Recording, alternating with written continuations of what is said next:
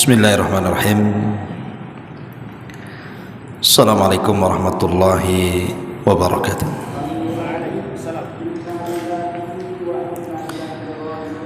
Alhamdulillah wassalatu wassalamu ala Rasulillah wa ala alihi wa sahbihi wa mawalah wa la hawla wa la quwwata illa billahi wa ba'du. Alhamdulillah, segala puja dan puji hanya milik Allah subhanahu wa ta'ala.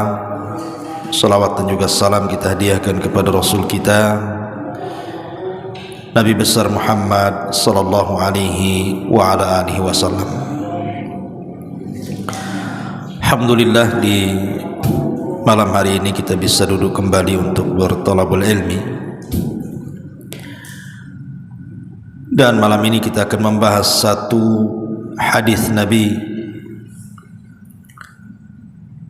yang dikeluarkan oleh Imam Al-Bukhari dari hadis Abi Hurairah radhiyallahu anhu. Anin Nabi sallallahu alaihi wasallam qala: a'dzarallahu ila imri'in akhara ajalahu hatta balagha 60 sanatan. Allah subhanahu wa ta'ala mencabut uzur kepada siapapun yang diakhirkan ajalnya sampai dia mencapai usia 60 tahun. Hadis ini memberikan faedah kepada kita tentang bahayanya orang yang sudah berusia 60 tahun tapi tidak kunjung dapat hidayah. Karena Nabi sallallahu alaihi wasallam mengatakan a'dzarallah. A'dzarallah itu artinya lam yatruk lahu udhran. Jadi Allah tidak meninggalkan uzur sama sekali. Ila mri'in, kepada seseorang akhara ajalahu, yang diakhirkan ajalnya, hatta balagha 60 sanatan, sampai dia mencapai usia 60 tahun. Kenapa Allah subhanahu wa ta'ala tidak memberikan uzur kepada para pelaku maksiat ketika usianya sampai 60 tahun? Alasannya karena usia-usia 60 tahun itu an yasta'idda liliqa'illahi azza wajalla. Harusnya usia yang sudah 60 tahun itu memang sudah harus persiapan untuk menghadap Allah subhanahu wa ta'ala. Jadi pembahasan di malam hari ini kita akan membahas rahasia usia 60 tahun. Ada apa dengan 60 tahun ini? Ma'asyiral muslimin yang dimuliakan Allah subhanahu wa ta'ala, di dalam surah Fatir ayat 37, yang usia 60 tahun ke depan yang 40 tahun di belakang aja. Dalam surah Fatir ayat 37 Allah subhanahu wa ta'ala berfirman, wa hum yastarihuna fiha Rabbana akhrijna na'mal salihan ghairal ladzi kunna na'mal. Dan mereka penduduk neraka akan berteriak-teriak, kemudian mengatakan, ya Rabb, keluarkan kami dari neraka, niscaya kami akan mengerjakan kebaikan yang berlainan dengan yang telah kami kerjakan dahulu. Ini janjinya penduduk neraka. Kalau mereka dikeluarkan dari neraka, mereka akan bertobat. Bahkan mereka akan beramal lebih giat dibandingkan sebelum mereka masuk neraka. Itu janji penduduk neraka. Tapi Allah subhanahu wa ta'ala katakan, awalam nu'ammirkum ma yatadhakkaru fihi man tadhakkar wa ja'akumun nadhir. Kata Allah subhanahu wa ta'ala, bukankah kami telah memanjangkan umurmu untuk dapat berpikir bagi orang yang mau berfikir. Wa ja'akumun nadhir, dan telah datang peringatan kepada kalian. Maka Allah katakan, fadhuku famalidh zalimina min nasir, maka rasakanlah azab kami, dan bagi orang-orang zalim tidak ada seorang pun penolong bagi mereka. Ma'asyiral muslimin yang dimuliakan Allah Subhanahu wa taala, surah Fatir ayat 37 ini, ketika Allah Subhanahu wa taala mengatakan awalam nu'ammirkum, bukankah aku telah memberikan usia yang panjang kepadamu? Sebagian ahli tafsir diantaranya pendapat Imam Mujahid dari Abdullah ibn Abbas radhiyallahu anhuma, maksudnya awalam nu'ammirkum ma yatadhakkaru fihi man tadhakkar qala sittuna sanatan. Ketika Allah mengatakan bukankah aku sudah berikan usia kepada kalian yang panjang, kata Abdullah ibn Abbas maksudnya usia 60 tahun. Jadi Allah ingatkan usia 60 tahun ini, karena ketika penduduk neraka mereka berteriak-teriak dan ingin keluar dari neraka, kemudian mereka berjanji akan bertobat dan akan semangat melakukan amal saleh, Allah tidak ijabah. Bahkan Allah Subhanahu wa taala bantah dengan dua perkara. Pertama, bukankah dulu sudah aku berikan kau usia sampai 60 tahun? Yang kedua, waja'akumun nadhir, dan sebelum aku wafatkan dirimu sudah datang peringatanku kepada kalian. Jadi kalau kalian kemudian masuk neraka, ya salah sendiri. Ma'asyiral muslimin yang dimuliakan Allah Azza wa Jalla, kenapa usia 60 tahun ini?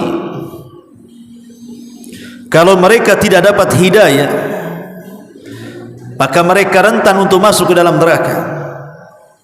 Ada sebuah hadis Nabi sallallahu alaihi wasallam mengatakan, thalathun la yanzurullahu, thalathun la yukallimuhumullahu yaumal qiyamah wa la yanzuru ilaihim wa lahum adzabun alim, kata Rasul. Ada 3 kelompok yang nanti pada hari kiamat tidak akan diajak bicara, pada hari kiamat tidak akan dipandang Allah, bahkan pada hari kiamat Allah sediakan azab yang pedih. Kemudian Rasul menyebut salah satunya apa? Syaikhun zanin, orang yang sudah tua renta, kakek-kakek, tapi masih berzina. Kenapa Nabi SAW memfokuskan kakek-kakek yang berzina? Bukankah anak muda lebih banyak melakukan zina dibandingkan orang tua? Karena Nabi SAW ingin katakan bahwa kalau seandainya orang ini sudah tua, sudah 60, sudah 70, kemudian masih juga berzina, berarti memang kakek ini tak tahu diri. Dia tidak paham bahwa dia itu sebentar lagi akan mati. Berarti yang mendorong dia maksiat itu karena buruknya akhlak dan kebiasaan hidupnya. Karena orang yang sudah tua, apalagi sudah 70 tahun kemudian berzina, apa pendorongnya? Tidak ada pendorongnya. Kalau anak muda berzina mungkin syahwatnya masih meluap-luap, wajar, akhirnya terkalahkan dengan syahwatnya, berzinalah anak muda. Tapi kalau sudah tua, sudah kakek-kakek, sudah renta, tenaga tak ada, syahwat kurang, mata sudah rabun, telinga sudah budak, kok masih berzina, ini gimana ceritanya? Makanya kemudian para ulama mengatakan orang yang sudah tua berzina lebih besar dosanya dibandingkan anak muda berzina. Ma'asyiral muslimin yang dimuliakan Allah Subhanahu wa taala, jadi usia 60 tahun itu harusnya orang itu sudah lebih dekat kepada Allah. Makanya kata Imam Ibn Hazm rahimahullahu taala, dia mengatakan hendaklah usia-usia tua itu mereka sudah harus tinggal di masjid, harus banyak duduk-duduk di masjid. Karena apa kegiatan orang yang sudah tua, apalagi sudah pensiun kan? Tinggal duduk di masjid aja lah dari maghrib sampai ke isya gitu ya. Nanti dari subuh gitu, habis subuh sampai ke syuruk. Nanti dari zuhur sampai ke asar gitu ya. Kalau udah tua apalah kerjaannya? Harusnya kata Imam Ibnu Hazm, seharusnya orang yang sudah sepuh itu harus memperbanyak tinggal di masjid. Karena perjalanan dia sudah dekat. Ma'asyiral muslimin yang dimuliakan Allah Azza wa Jalla. Lah di sini Allah Subhanahu wa taala setelah mengingatkan usia 60 tahun dan Allah katakan awalam nu'ammirkum ma yatadzakkaru fihi man tadzakkar. Kemudian Allah mengatakan waja'akumun nadhir. Dan telah datang peringatan kepada kalian. Apa peringatan di sini? Ada 6 penafsiran para ulama tentang makna peringatan dalam surah Fatir ini.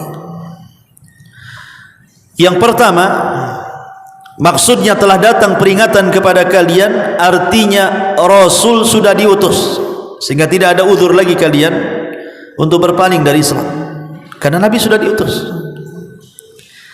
Dan ajaran Nabi SAW sudah sampai kepada kita lewat para ulama, lewat para asatidz. Tapi kenapa kalian tidak mendengarkan peringatan-peringatan itu? Berarti tidak ada uzur lagi. Yang kedua yang dimaksud adalah Al-Quran. Al-Quran di hadapan kita. Dan alhamdulillah Al-Quran sekarang ini dicetak banyak-banyak. Di masjid ada Quran, di rumah ada Quran, di handphone ada aplikasi Quran. Kalau orang sudah tua 60 tahun kok tidak baca Quran, itu sudah nggak ada uzur bagi dia. Karena Quran sudah diturunkan. Ini yang kedua. Yang ketiga, umur itu sendiri. Umur itu sendiri. Ada yang mengatakan bahwa awalam nu'ammirkum di sini artinya 40 tahun, ada yang mengatakan 60 tahun. Tapi saya ambil 60 tahun. Karena pembahasan kita bicara soal 60 tahun. Jadi di antara peringatan yang Allah Subhanahu wa taala berikan kepada orang-orang yang sudah tua itu adalah umur itu sendiri.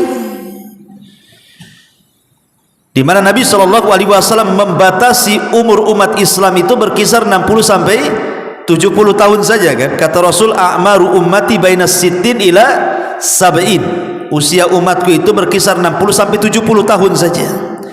Artinya kalau sudah 60 tahun sisanya tinggal 10 tuh. Berarti yang sudah dilalui lebih banyak dibandingkan yang belum diarungi. Yang sudah dilalui sudah 60 tahun, berarti sisanya tinggal 10 tahun lagi. Iya, kalau seandainya mati di usia 70 tahun, kalau matinya di usia 65 tahun, berarti tidak sampailah kan. Sehingga kalau seandainya kemudian umur yang ia sudah tempuh itu tidak menjadikan peringatan kepada dia, masih merasa muda saja, ini bahaya nih. Karena ada tua-tua keladi itu kan, tua-tua gak jadi-jadi ya. Tua-tua gak jelas kayak masih muda saja, padahal jalan 100 meter aja ngos-ngosan, naik tangga ke atas aja gak kuat, tapi masih muda saja. Parlente itu bahasa itu apa ya. Jadi masih orang-orang tua yang seperti ini tidak tahu diri, tahu umur, harusnya lebih dekat kepada Allah Subhanahu wa taala. Ini yang ketiga. Yang keempat, di antara nadhir juga adalah asyaib, uban di kepala. Karena biasanya usia 60 tahun itu udah banyak ubannya tuh. Makanya disebutkan oleh Imam Ibnu Qutaibah rahimahullahu ta'ala, jadi Iyas ibn Qatadah ini, ada seorang ulama salaf, Iyas ibn Qatadah, kalau dia ngaca kemudian dia tampak di janggutnya ada rambut putih ataupun uban, maka dia akan ngomong sendiri dan mengatakan aral mauta yatlubuni, sesungguhnya aku sudah melihat kematian itu sudah mencari aku, katanya. Jadi kalau seandainya antum ngaca gitu kan, kok di janggutnya sudah ada ubannya, di rambutnya ada ubannya, ngomonglah, ini malaikat lagi nyari-nyari aku nih. Jangan-jangan di belakang rumah pula malaikat tuh katanya. Nah, itulah ulama salaf seperti itu. Ini seolah-olah kalau sudah ada uban itu ingatnya lagi dicari-cari malaikat maut. Itu kata Iyas Ibn Qatadah rahimahullahu ta'ala. Dan dikatakan oleh Al-Hafidh Ibn Rajab Al-Hambali rahimahullahu ta'ala, siapa yang tidak mengambil pelajaran dari uban di kepala atau di janggutnya, siapa yang tidak mengambil pelajaran dari uban di janggut atau rambutnya, berarti matilah hatinya katanya. Hatinya mati, keras hatinya. Kemudian dikatakan juga oleh para ulama seperti Al-Imam Al-Baghawi rahimahullahu ta'ala, asy-syaibu nadhirul mauti, uban itu peringatan telah dekatnya kematian. Dan yang lain mengatakan asy-syaibu awwalu marahilil maut, bahwa rambut putih itu awal dari tingkatan-tingkatan telah dekatnya kematian orang itu. Makanya kita lihat kisah Nabi Ya'qub alaihi salam ketika didatangi malaikat maut kan. Apa kata Nabi Ya'qub? Kenapa kau tidak utus alamat kepadaku biar aku tahu bahwa aku akan meninggal? Maka kata malaikat maut, kan sudah, Allah sudah utus 3 alamat lagi kepadamu katanya. Kata Ya'qub, apa itu? Maka malaikat maut mengatakan, putihnya rambutmu, bungkuknya badanmu, dan lemahnya fisikmu katanya. Itulah tanda-tandanya. Kalau sudah rambut beruban semua, kemudian badan mulai membungkuk dan sudah tidak lurus lagi, kemudian fisik mulai melemah dan tidak punya kekuatan lagi, itu tanda-tanda, tanda-tanda bahwa malaikat maut sudah dekat-dekat. Ini yang keempat. Kemudian yang kelima, di antara nadir adalah mautul aqarib, banyaknya orang yang meninggal di sekitar kita. Rata-rata kalau usia 40-60 tahun ikhwan, itu rata-rata pasti dia akan kehilangan kawan-kawannya kan. Karena rata-rata kawan-kawannya sudah meninggal tuh. Mungkin kawan yang tahun kemarin masih ngopi, masih ngeteh, masih ngwaci, masih apa gitu ya depan kita itu, tiba-tiba ada pengumuman inna lillahi wa inna ilaihi raji'un.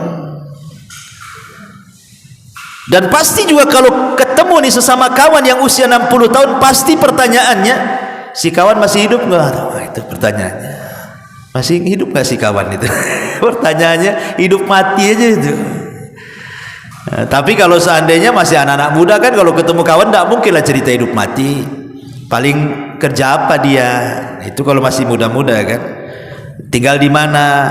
Itu kalau masih muda-muda. Kalau sudah 60 tahun ketemu kawannya, pertanyaan cuma satu, masih hidup tuh si anu tuh. Dah mati. Innalillahi wa inna ilaihi raji'un katanya kan itu ya.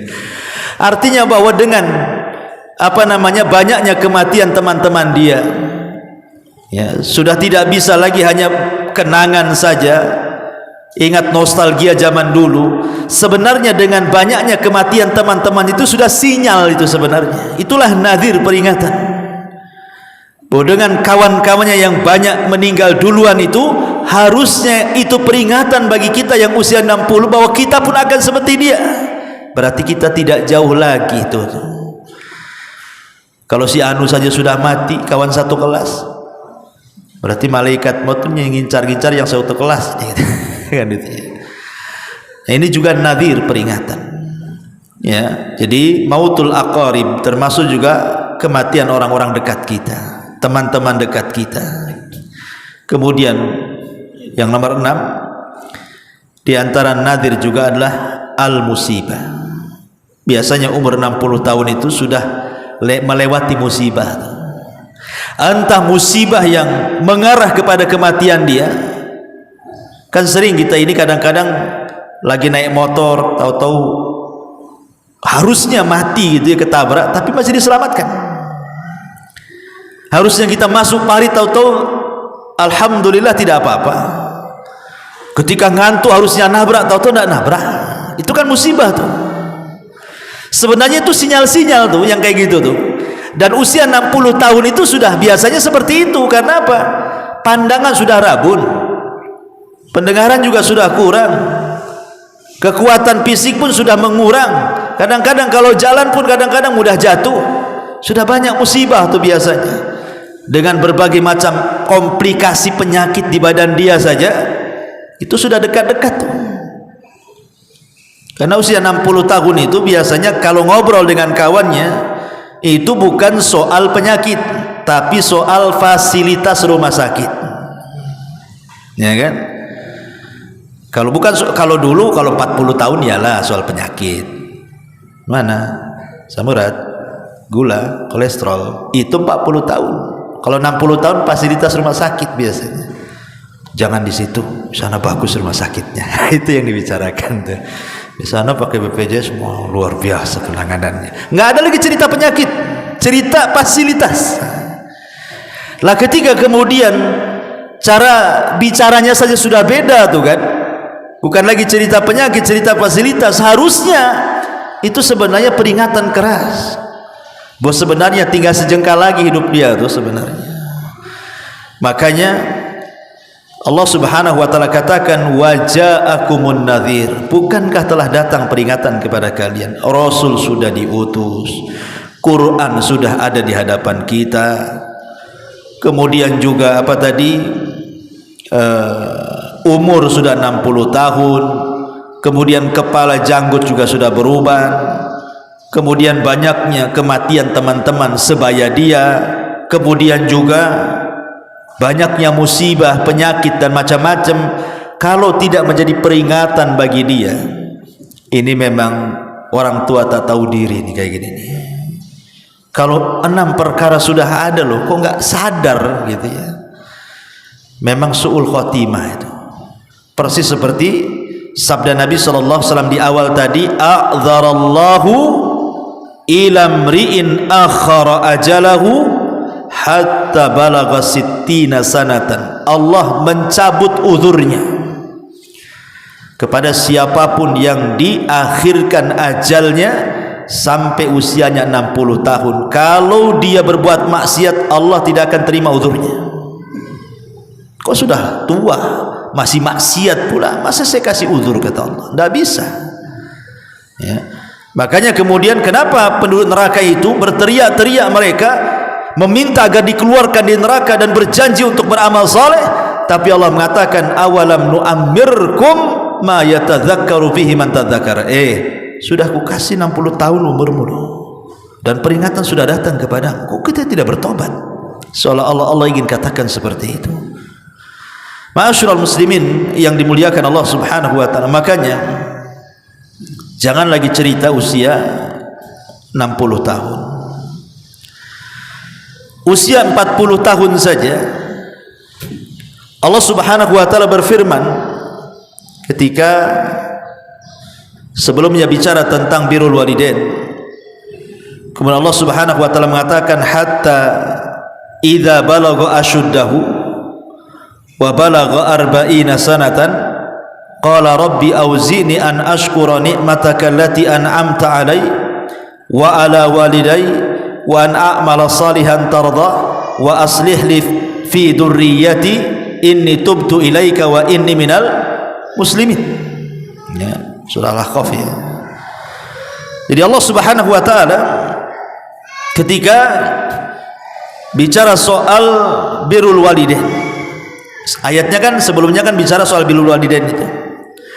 Kemudian setelah bicara tentang apa namanya keutamaan seorang ibu yang di situ hamil, kemudian melahirkan, kemudian menyusui, kemudian ayatnya bersambung kepada dan apabila anak itu sudah mencapai usia 35 tahun, kemudian sampai kepada 40 tahun, maka hendaklah dia mengatakan Rabbi auzi'ni an ashkura ni'mataka allati an'amta alayya. Ya Allah, anugerahkan kepadaku agar aku bisa bersyukur akan nikmat yang kau anugerahkan kepadaku. Usia 40 tahun saja Allah Subhanahu wa taala sudah sindir dalam Quran itu. Harus banyak-banyak bersyukur. Kenapa? Karena usia 40 tahun itu hampir seluruh nikmat Allah sudah Allah anugerahkan kepada kita. Rata-rata usia 40 tahun itu sudah punya pasangan, sudah punya istri, sudah punya suami. Rata-rata 40 tahun usianya itu sudah punya anak biasanya, sudah punya pekerjaan, sudah punya rumah walaupun ngontrak, sudah banyak kawan-kawannya, sudah banyak pengalamannya, otaknya pun sudah jalan, emosionalnya sudah berkurang dan begitu seterusnya kan. Artinya usia 40 tahun itu sudah banyak nikmat. Makanya kenapa risalah juga diberikan kepada Nabi SAW di usia 40 tahun kan? Lah Allah ingatkan di usia 40 tahun itu agar kita banyak bersyukur. Apalagi usia 60 tahun yang sudah jelas-jelas sudah banyak cucunya tuh. Tapi betapa banyak orang-orang yang usia 60 tahun itu. Saya kenal satu orang pembisnis itu di Batam ini, usianya sudah 60 tahun lebih tuh. Tapi kalau cerita dunia ikhwan kayaknya nggak mati dia itu. Kalau udah cerita dunia bisnis itu kayaknya nggak akan mati dia itu. Dia kalau cerita, Ustaz saya lagi buat cabang di daerah Kalimantan katanya. Ini lagi buat surat-suratnya katanya. Kami sudah urus, insyaallah mungkin di sana lebih besar lagi katanya. Usahanya udah banyak. Kalaupun dia nganggur, kalau saya lihat dari segi harta dia itu 7 turunan nggak habis tuh. Usia dia sudah hampir 70. Tapi kalau cerita bisnis, masya Allah, kayaknya nggak mati-mati mungkin perasaan dia itu kan gitu ya. Harusnya usia-usia seperti ini sudahlah kasihkan ke anak-anaknya kan gitu ya. Nggak usah dia sibuk sana sini, karena dia tidak tahu usia dia itu tinggal sedikit. Kalau kemudian dihabiskan untuk cari dunia, kapan cari akhiratnya? Jangankan itu, sering saya nasihati, kadang-kadang ada anak yang tak tahu diri kan. Kadang-kadang ayahnya, ibunya disuruh merawat cucunya sampai mati sibuk dengan cucunya, sehingga nggak sempat ke masjid, nggak sempat zikir, nggak sempat sholat duha karena sibuk dengan cucunya. Harusnya kan orang-orang yang sudah dekat kira-kira berapa tahun lagi mau mati itu kasih kesempatan dia beribadah. Kalau bisa anak yang baik itu dorong, Pak, Bu, ke masjid, zikir, tasbih, sholat duha, sholat malam, sholat witir. Harusnya kan didorong kan gitu, supaya Allah berikan kesempatan dia husnul khatimah. Lah di sini Allah Subhanahu wa taala yang usia 40 tahun saja sudah diingatkan supaya apa? Bersyukur akan nikmat Allah. Apa sih arti syukur itu dan apa rukun syukur itu? Rukun syukur itu salah satunya adalah mengakui bahwa nikmat itu datang dari Allah. Dan yang kedua, membelanjakan nikmat itu di jalan Allah. Lah usia 40 tahun otomatis kan sudah punya harta tuh. Karena sudah punya pekerjaan rata-rata kan usia 40 tahun itu. Sudah punya pekerjaan, sudah punya istri, sudah punya anak, sudah macam-macam, bahkan sebagian mereka sudah sukses lah gitu. Lah Allah hanya minta bersyukur kalau memang ada waktu gunakan di jalan Allah. Kalau ada harta gunakan di jalan Allah. Kalau ada peluang gunakan peluang-peluang itu di jalan Allah. Supaya betul-betul manfaatlah umur itu. Lah apalagi umur 60 tahun. Makanya Rasul mengatakan dalam sebuah hadis, khairukum man tala umruhu wa hasuna, buruk kalian man tala umruhu wa sa'a amaluhu, panjang umurnya buruk pula amalnya. Itu seburuk-buruk orang. Ma'asyiral muslimin yang dimuliakan Allah Subhanahu wa taala. Maka dari sini kita perlu mengambil ibrah pelajaran tentang pentingnya memanfaatkan waktu. Ada satu perkataan yang bagus sekali dari Abdullah ibn Mas'ud radhiyallahu an. Abdullah ibn Mas'ud radhiyallahu an. Apa kata Abdullah ibn Mas'ud radhiyallahu an? Dia mengatakan, ma nadimtu, kata Abdullah ibn Mas'ud, ma nadimtu ala syai'in, tidaklah aku menyesal terhadap sesuatu, kata Abdullah ibn Mas'ud, ma nadimtu ala syai'in nadami, tidaklah aku menyesal akan sesuatu ketika matahari itu telah terbit yang sebelumnya tidak terbit. Kemudian dia mengatakan naqasa fihi ajali wa lam yazid fihi amali, ma nadimtu ala syai'in nadami ala yaumin gharabat syamsuhu naqasa fihi ajali wa lam yazid fihi amali. Aku tidak pernah memiliki penyesalan yang dalam, kata Abdullah bin Mas'ud, dibandingkan dengan penyesalanku akan berlalunya satu hari dalam hidupku, tetapi amalku tidak bertambah sementara usiaku makin berkurang. Kata Abdullah bin Mas'ud, aku paling menyesal nih kalau satu hari ini kok nggak ditambah, kok sama aja amalan sekarang dengan kemarin, amalan sekarang dengan minggu kemarin kok sama saja, nggak ada tambah-tambahnya gitu. Aku menyesal karena lewat satu hari seolah-olah lewat umur dia. Makanya Hasan Al-Basri rahimahullahu ta'ala, dia mengatakan, ya ibna Adam innama anta ayyam, wahai anak Adam, engkau itu hanya bagikan hari-hari. Fa idza dhahaba yaumun dhahaba ba'du, kalau sampai satu hari lewat dari kamu, berarti dari badanmu juga sudah berlalu. Kita ini ibarat hari, berarti kalau satu hari lewat berarti telah hilang sebagian badan kita. Makanya dia mengatakan adraktu aqwaman kanu ala awqatihim ashadda minkum hirsan ala darahimikum wa dananirikum. Kata Hasan Al-Basri, aku mendapatkan sebuah kaum di mana mereka memanfaatkan waktu-waktu mereka itu lebih besar dibandingkan waktu mereka mengurus dirham dan dinar kalian. Tentu karena Hasan Al-Basri kan seorang tabi'in, berarti cerita sahabat ya kan. Jadi kalau dia mengatakan aku mendapatkan sebuah kaum yang waktu-waktu mereka sangat berharga dibandingkan dinar dan dirham, itu maksudnya para sahabat. Ya, jadi para sahabat itu mereka lebih mementingkan kehidupan akhirat dibandingkan kehidupan dunia gitu maksudnya. Kalau kita kan terbalik kan gitu ya. Kalau kita lebih banyak mengurus dinar, lebih banyak mengurus dirham, tapi lebih sedikit mengurus akhirat. Itulah kebalikannya kita. Ma'asyiral muslimin yang dimuliakan Allah Azza wa Jalla. Makanya dia mengatakan ada satu kaum yang mereka bersih keras di dalam memanfaatkan waktu-waktu mereka dibandingkan dinar dan dirham mereka. Lihat Abdurrahman bin Auf. Ketika ada yang mengatakan riwayat ini dilemahkan, tapi masyhur kisahnya kan. Abdurrahman bin Auf ini kan datang dari Syam, bawa kafilah dagang banyak sekali. Saking banyaknya kafilah dagang itu, karena kan dipanggul dengan unta. Lah unta ini menginjak padang pasir, akhirnya jadi debu lah. Kemudian dihempas angin sampai debunya menutup kota Madinah.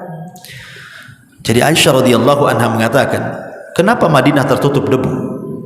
Maka orang-orang mengatakan itu kafilahnya Abdurrahman ibn Auf katanya. Wah, berarti kan banyak itu kan hartanya Abdurrahman ibn Auf itu, debunya saja menutup Madinah.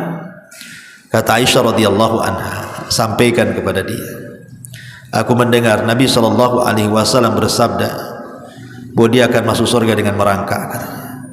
Sampailah kepada Abdurrahman bin Auf, kata dia apa? Aku tidak mau merangkak katanya. Aku ingin lari dan ku infakkan semua hartaku katanya. Semua diinfakkan. Ya, walaupun riwayat ini setelah diteliti lemah gitu riwayatnya. Tapi yang jelas bahwa begitulah para sahabat. Bahkan ada satu hadis, tetapi juga hadis ini sangat lemah ya. Kalau seandainya hadis ini sahih, ngeri sih. Kata Nabi SAW, barang siapa yang Allah berikan usia 40 tahun, kemudian kata Rasul, falam yaglib khairuhu syarrahu falyatahajjaz fal yatabawa maq'adahu minan nar. Barang siapa yang usianya 40 tahun kemudian kebaikannya tidak sampai mengalahkan keburukannya, silahkan tuntun orang ini ke neraka katanya. Siapa yang usianya 40 tahun kemudian kebaikannya tidak mengalahkan keburukannya, tuntun saja orang ini ke neraka katanya. Coba kalau hadis ini sahih kan ngeri, tapi hadis ini dhaif jiddan, sangat lemah sekali dan tidak bisa terangkat. Tetapi kalau kita memahami hadis ini secara makna, ada benarnya juga. Karena usia-usia apalagi sampai 60 tahun kok kebaikannya tidak sampai mengalahkan keburukannya, alias keburukannya masih di atas kebaikannya, itu alamat su'ul khotimah namanya. Alamat su'ul khotimah. Kalau sudah tua kok masih berbuat buruk, tidak nambah kebaikannya, ya alamat su'ul khotimah orang kayak gini nih. Walaupun kita tidak bisa menunjuk person satu persatu gitu kan. Terkadang ada juga yang Allah kasih rahmat, mungkin dari kecil dia beramal amalan ahli neraka, kemudian di ujung hayat tiba-tiba dia mengamalkan amalan ahli sorga, akhirnya Allah masukkan ke sorga. Ada juga karena amal itu ditentukan dengan akhirnya kan. Tetapi siapa yang tahu bahwa akhir kehidupan kita itu seperti itu? Jangan berdalih dengan hadis ini. Gak apa-apa Ustaz, nanti aja lah saya tobatnya katanya. Nanti kalau dekat-dekat mati saya tobat katanya. Kan ada hadis, ya, seseorang beramal dengan amalan ahli neraka, tiba-tiba di akhir hayatnya dia beramal dengan amalan ahli sorga, akhirnya dicatat jadi penduduk sorga. Mudah-mudahan saya seperti itulah katanya. Enak kali kalau ngomong tertua kan. Ya. Iya kalau seperti itu. Apakah anda tahu akhirnya seperti itu? Tidak tahu. Ya, kita tidak tahu akhir sandiwara kehidupan kita, semua sutradaranya Allah. Ma'asyiral muslimin, kita ini hanya dituntut fakullun i'malu fakullun muyassarun lima khuliqalahu. Sudah beramal saja, maka kalian akan dimudahkan dengan amalan itu. Fa amman a'ta wattaqa saddaqa bil husna fasanuyassiruhu lil yusra. Kalau memang dimudahkan amalannya, kebaikannya, Allah akan mudahkan lagi ke surga tuh. Tapi kalau sudah disulitkan amalan ke surganya, maka Allah sulitkan lagi menuju ke surga. Boleh jadi dibelokkan ke neraka. Fasanuyassiruhu lil usra.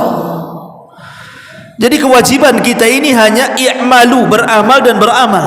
Karena kita tidak tahu ujung amalan kita apa kan itu. Karena Rasul yang mengatakan i'malu fakullun muyassar. Beramalah karena setiap kalian itu akan dimudahkan terhadap apa yang kalian amalkan itu. Lima khuliqalakum, terhadap apa yang sudah kalian amalkan. Karena biasanya amal soleh itu akan melahirkan amal soleh yang lainnya, sebagaimana dosa juga akan melahirkan dosa yang lainnya. Kalau kita sudah terbiasa melaksanakan sholat 5 waktu, kemudian ingin meningkatkan dengan sholat sunnah duha, itu akan mudah. Ketika kemudian kita sudah melaksanakan sholat duha untuk meningkatkan amal soleh di malam hari, itu mudah. Kenapa? Karena sudah terbiasa dari yang wajib, ibadah siang, naik kepada ibadah malam, pasti akan mudah tuh. Kenapa? Karena ibadah itu melahirkan ibadah yang lainnya. Sama dengan maksiat juga gitu.